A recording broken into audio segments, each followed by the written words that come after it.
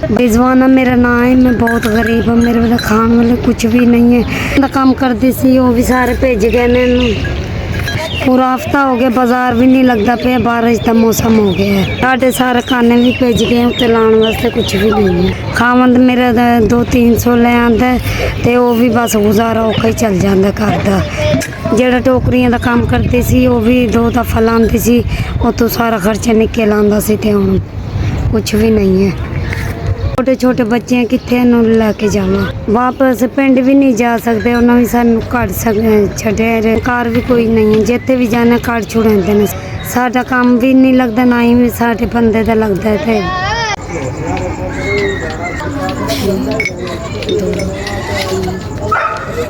3000 ਤੁਸੀਂ ਮੈਨੂੰ 3000 ਸਦਕੇ ਦਾ ਕਰ ਵਸੂਲ ਕਰ ਲਿਆ। ਸਾਡਾ ਕਰ ਲਿਆ सदके तो 3000 मैंने मिल। अल्लाह पाक तुहाडा कबूल करे, अल्लाह पाक हर मुश्किल तुहाडे दूर रखे। मेरा टोकरियां दा काम सी, टोकरियां दा काम करती हाँ।